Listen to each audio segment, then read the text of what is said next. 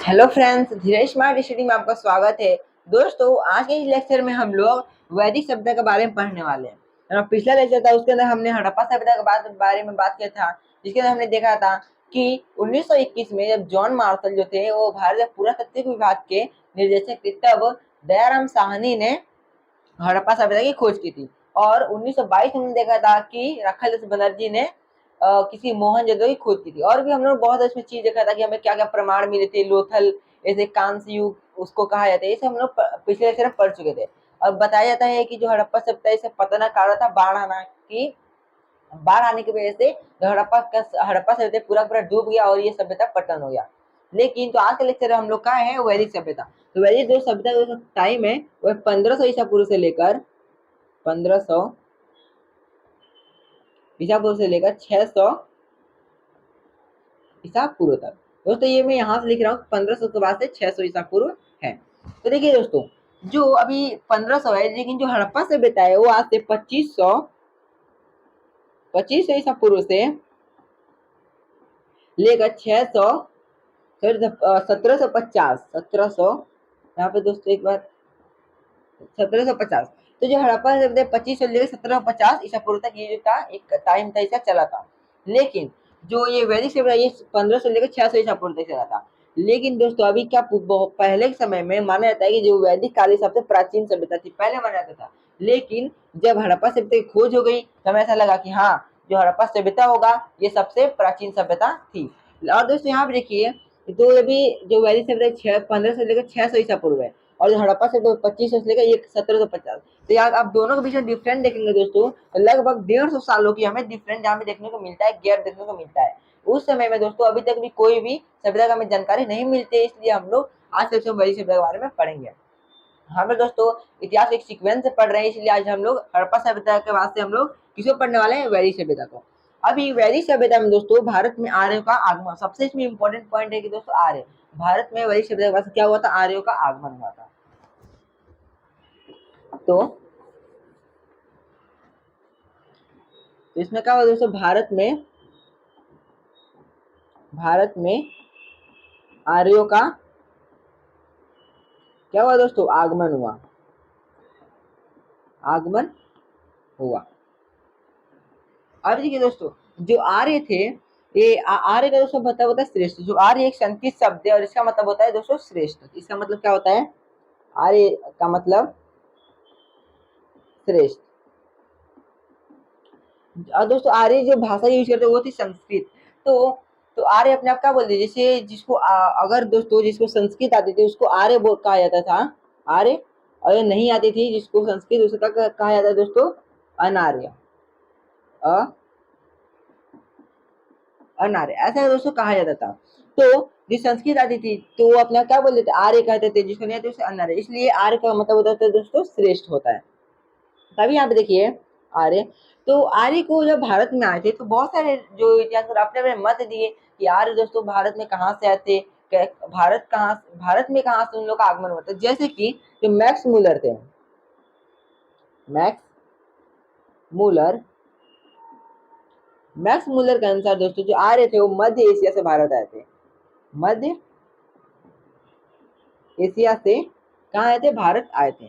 अभी दोस्तों बाल गंगाधर तिलक, बाल गंगाधर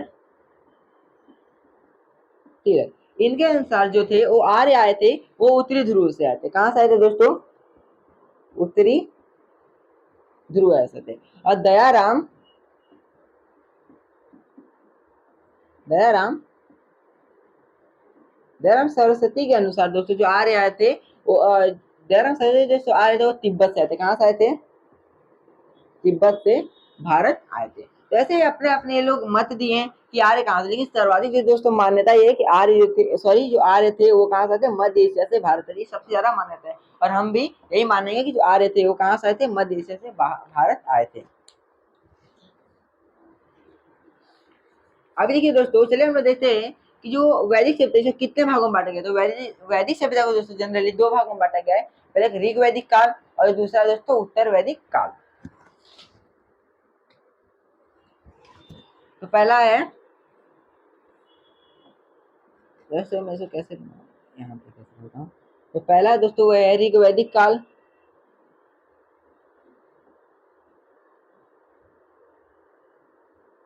ऋग वैदिक काल। और दूसरा है वो है उत्तर वैदिक काल। उत्तर वैदिक काल। तो कितने भागों में बांटेगा, दो भागों में, पहला ऋग वैदिक काल, दूसरा उत्तर वैदिक काल। तो जो ऋग वैदिक जो टाइम है वो दोस्तों है 1500 से लेकर 1000 ईसा पूर्व तक। और जो उत्तर वैदिक काल दोस्तों ये 1000 ईसा पूर्व से लेकर 600 ईसा पूर्व तक। अभी देखिए दोस्तों आज के लेक्चर हम लोग ऋग वैदिक काल के बारे में बात कर रहे हैं। जो हम लोग का नेक्स्ट वीडियो उसके अंदर हम लोग उत्तर वैदिक काल के बारे में बात करते हैं। तो इसके अंदर हम लोग ऋग्वेद के बारे में पढ़ते हैं, इसके अंदर हम लोग यजुर्वेद, अथर्ववेद, ये सामवेद, ये सब बारे में सब पढ़ते हैं। और दोस्तों इसमें हम लोग देखते हैं कि ग्राम, कुल, ये राष्ट्र होते हैं, ये सब और हम लोग इसमें देखते हैं। महाजनपद क्या होता है, हम लोग की सामाजिक आर्थिक कैसी थी, ये सब के बारे में हम लोग उत्तर वैदिक काल में पढ़ते हैं। लेकिन आज के लेक्चर में हम लोग ऋग्वेद के बारे में पढ़ने वाले हैं। इससे पहले दोस्तों हम लोग चलिए थोड़ा थोड़ा इसमें परिचय जानते हैं, इंपॉर्टेंट पॉइंट जान लेते हैं कि एग्जाम में क्या क्या पूछा जाता है। अभी देखिए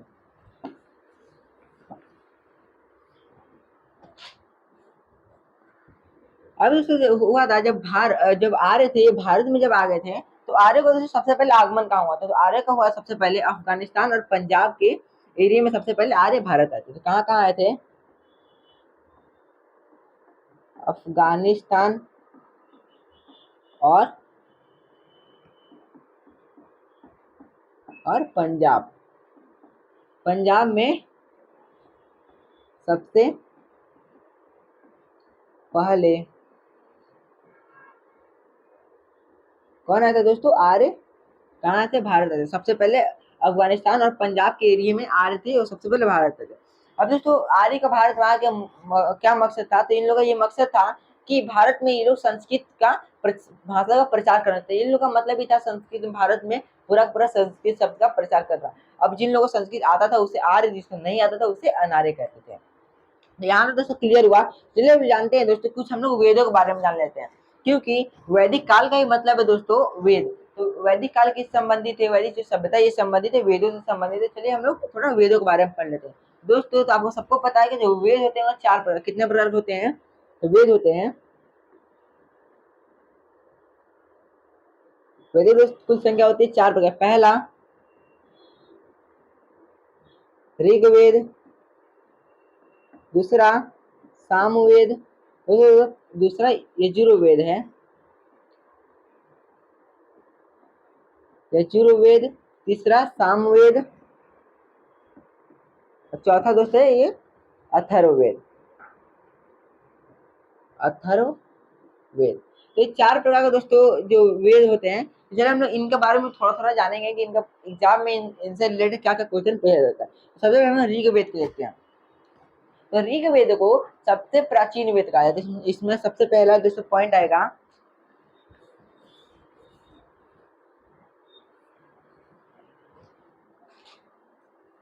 अभी की पहला दोस्तों वो है ऋग्वेद। ऋग्वेद, तो ऋग्वेद ये सबसे प्राचीन वेद है। यह सबसे ये सबसे प्राचीन वेद है, यह सबसे प्राचीन वेद है। अब उसे ऋग्वेद की हम लोग बात करें तो इसके अंदर 10 मंडल, 10 मंडल, 1028 सूक्त और 10,462, 10,462 दोस्तों इसमें ऋचाएं हैं। ऋचाएं ऋचाएं हैं कितने, तो मैंने बात किया इसके अंदर 10 मंडल थे, 1028 सूक्त और 10,462 इसके अंदर ऋचाएं हैं। तो दोस्तों ये एग्जाम में से इसको बहुत पूछा जाता है। तो दोस्तों ये सबसे इंपॉर्टेंट पॉइंट आपको मान के चलिएगा और आप याद भी करने की कोशिश कीजिएगा। और दोस्तों हम लोग बात करें तो इसके अंदर तो 10 मंडल थे। तो चलिए हम लोग कुछ मंडलों के नाम है इसके अंदर दोस्तों। प्रथम और 10वां मंडल, 10वां मंडल सबसे नया था, सबसे नया था। अब चलिए हम लोग कुछ दोस्तों मंडलों के नाम जानते हैं। जो इसमें दोस्तों पहला जो सॉरी जो तीसरा मंडल है दोस्तों, तो तीसरा मंडल में दोस्तों गायत्री मंत्र का उल्लेख है। तीसरा मंडल कौन सा है? तो तीसरा मंडल इसमें किसका उल्लेख है दोस्तों? तो गायत्री मंत्र का क्या इसमें उल्लेख है। और दोस्तों वही हम लोग बात करें सातवां मंडल की।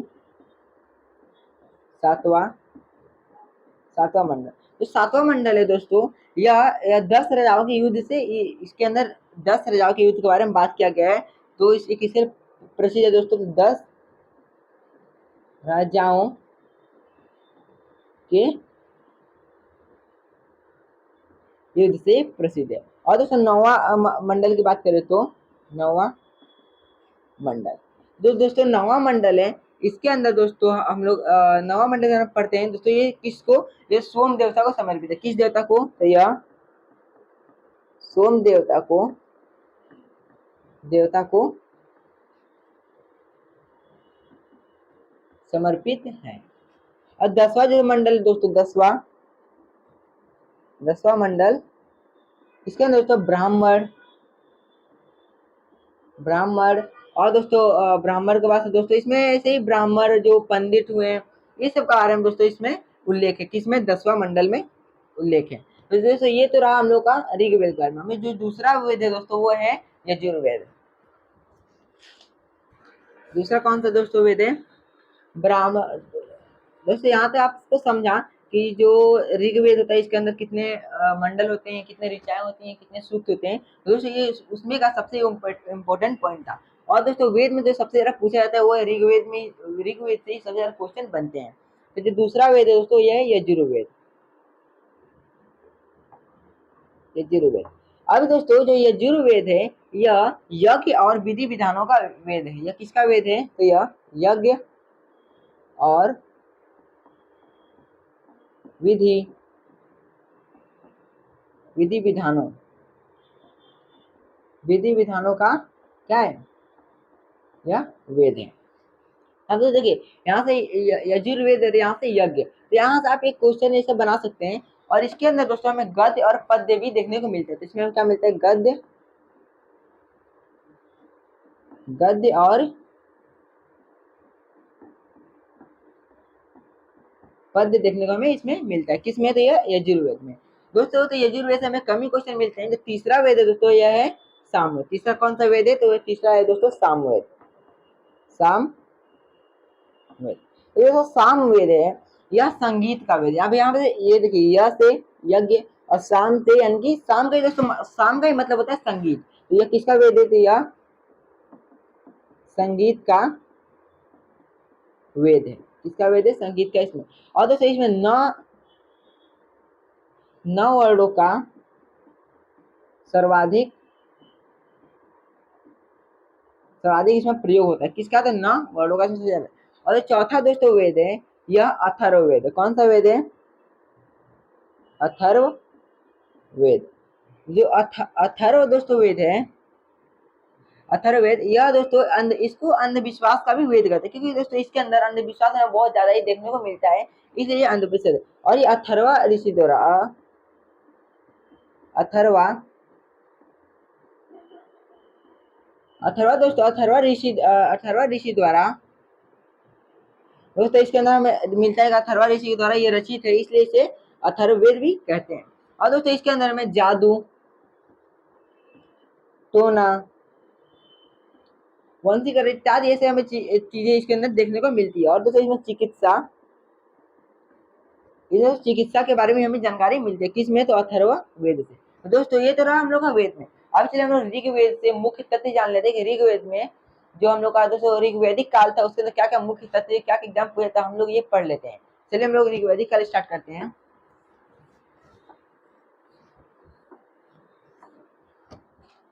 आपका अंत हम लोग पहला ऋग्वैदिक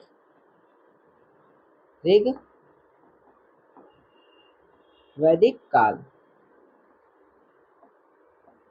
ऋग्वैदिक काल, ऋग्वैदिक काल का टाइम पीरियड कितना था? 1500 से लेकर 1000 ईसा पूर्व तक जो टाइम था किसका था, ऋग्वैदिक काल का। अब देखिए इसमें दोस्तों आर्य के बारे में बात किया गया है ऋग्वैदिक काल में। तो ऋग्वैदिक काल में जो आर्य का जब आगमन हुआ था दोस्तों, बहुत ये पूछा था कि जो आर्य थे, आर्य का दोस्तों पूछ लिया प्रिय पेय क्या था। तो आर्य का प्रिय पेय था, प्रिय पेय क्या था, तो उन लोगों का दोस्तों प्रिय पेय था वो था सोमरस। कौन सा था, सोम रस आर्यों का प्रिय पेय था। और दोस्तों आर्य जो वस्त्र पहनते थे, वस्त्र वो किसका वस्त्र पहनते थे दोस्तों, सर्वाधिक कपास का वस्त्र पहनते थे आर्य। कैसे, अब देखिए आर्यों के जो आर्य जहाँ पे रहते थे उसका हम लोग क्या आर्य ग्राम क्या कहते, पितृ प्रधान कहा जाता, क्या कहा जाता था, तो पितृ पितृ प्रधान प्रधान कहा जाता था। ये किसको कहा जाता था दोस्तों, तो आर्य को कहा जाता था। और दोस्तों हम लोग बात करें तो जो आर्य थे, तो आर्य दोस्तों सबसे ज्यादा किसका जो आर्य का दोस्तों कोई एक भाषा नहीं था। ये लोग अपनी जो जितने भी लोग कुछ करते भी थे तो इसको एक पीढ़ी दर पीढ़ी लोग को फैलाते थे, मतलब एक पीढ़ी से दूसरे पीढ़ी तक फैलाते। वही दोस्तों ये जो आर्य जो थे ये ग्रामीण बस्ती थे। कैसे था आर्य, आर्य कैसे बस्ती थी, तो जो आर्य थे वो ग्रामीण थे। आर्य कैसे थे, ग्रामीण थे। दोस्तों ये तो रहा हम लोग का ऋग्वैदिक काल। जो हम लोग का नेक्स्ट वीडियो आएगा उसके अंदर हम लोग उत्तर वैदिक काल के बारे में पढ़े। तो आज के लिए बस इतना ही, थैंक यू।